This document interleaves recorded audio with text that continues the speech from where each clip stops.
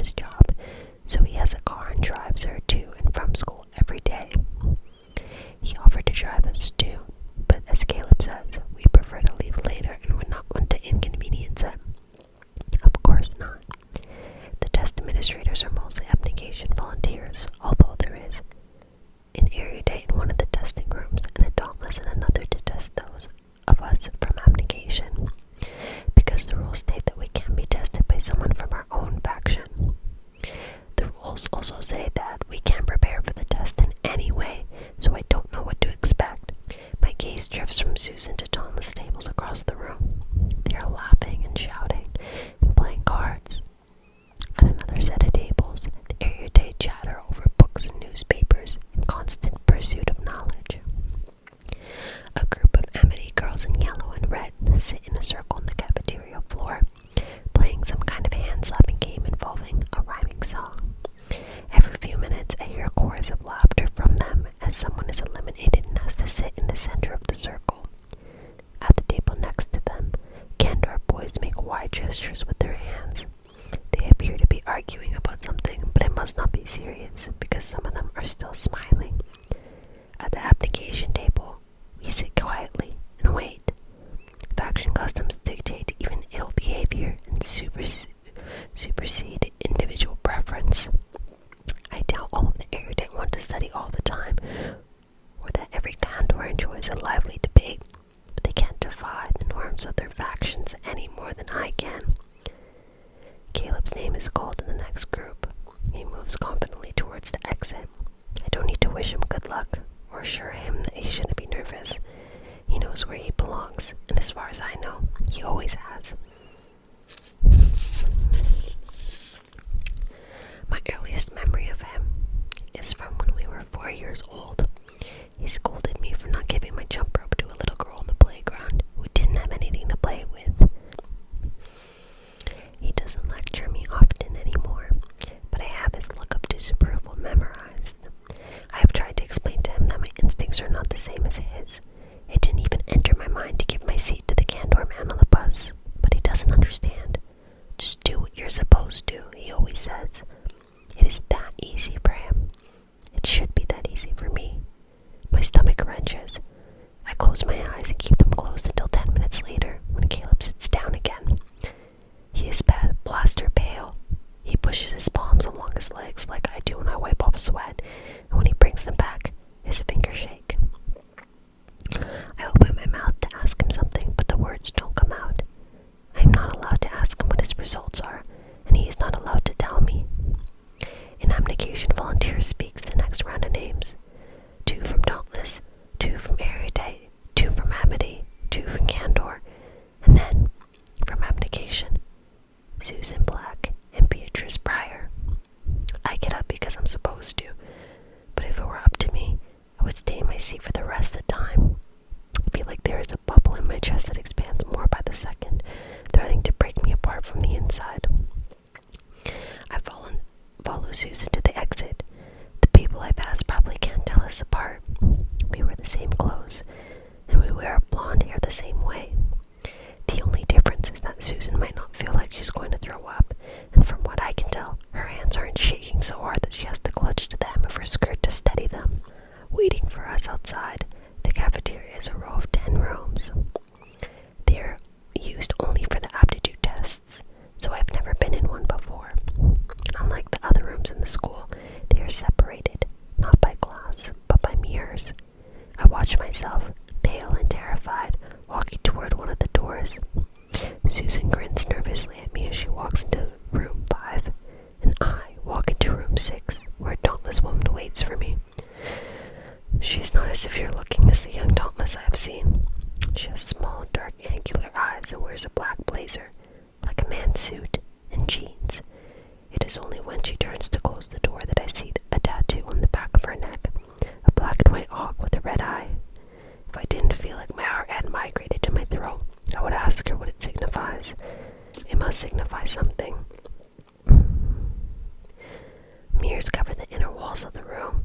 I can see my reflection from all angles, the gray fabric obscuring the shape of my back, my long neck, my knobby knuckled hands, red with a blood blush, the ceiling glows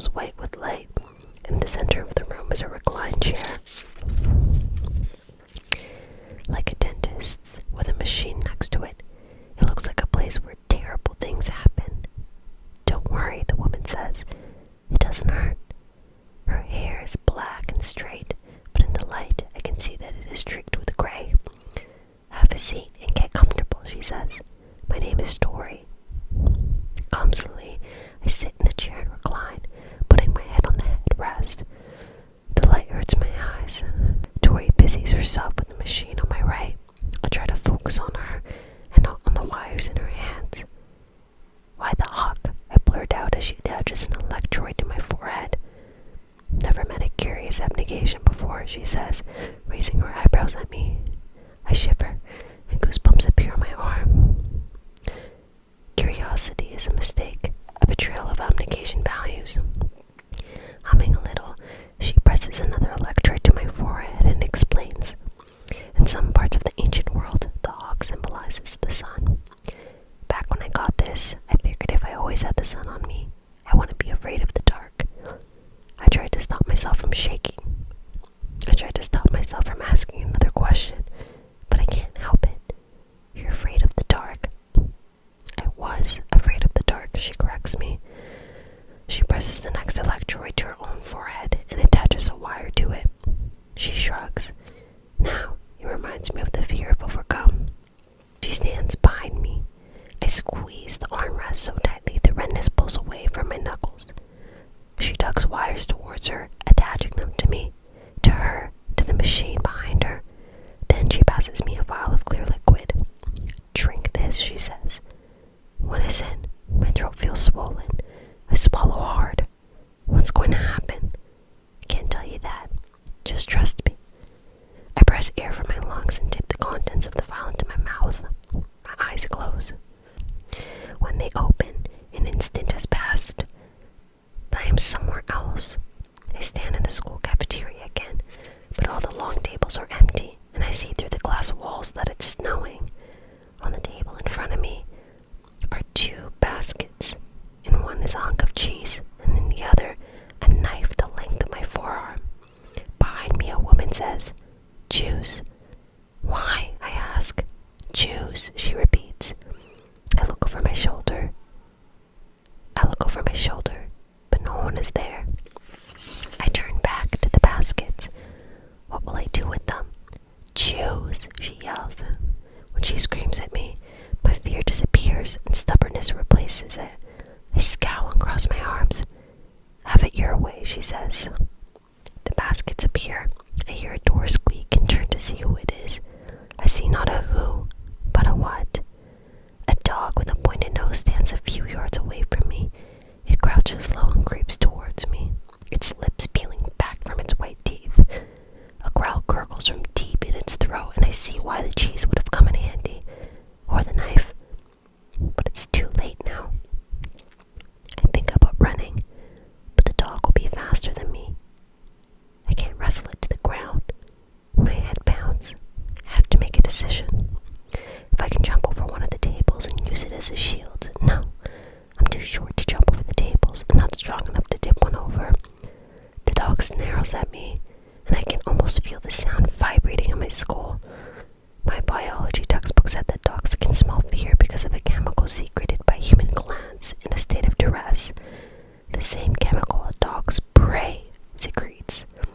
Smelling fear leads them to attack. The dog inches forwards at me, its nails scraping the floor. I can't run. I can't fight. Instead, I breathe in the smell of the dog's foul breath and try not to think about what it just ate. There are no whites in its eyes, just a black gleam. What else do I know about dogs?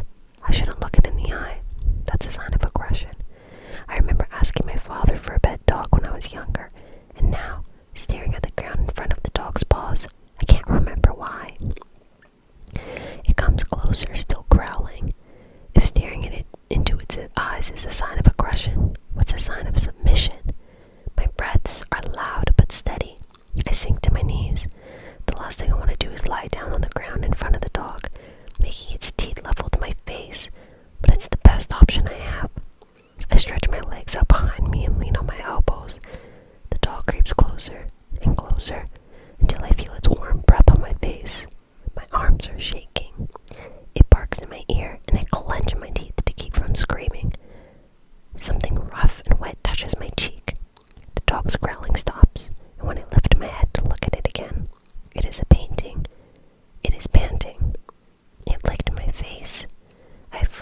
sit on my heels. The dog props his paws up at my knees and licks my chin.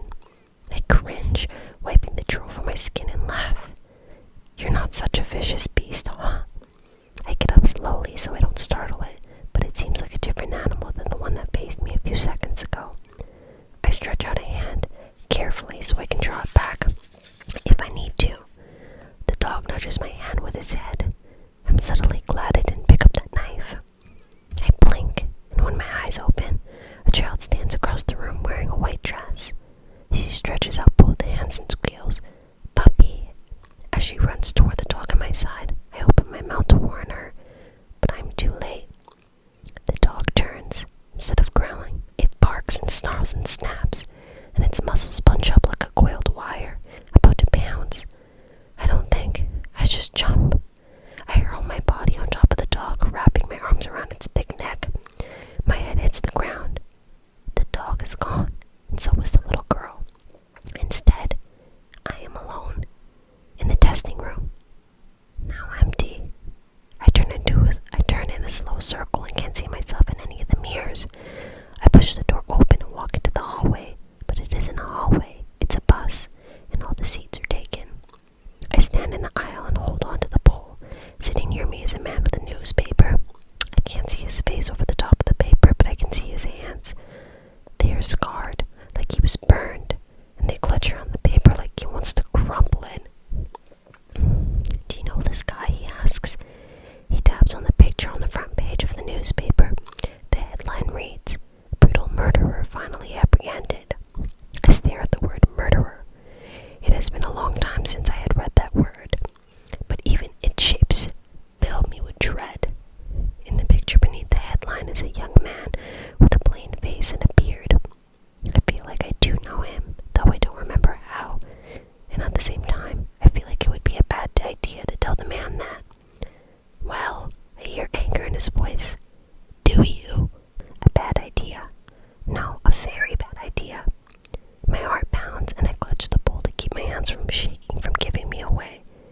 If I tell him I know the man from the article, something awful will happen to me, but I can convince him that I don't. I can clear my throat and shrug my shoulders, but that would be a lie. I clear my throat. "Do you?" he repeats.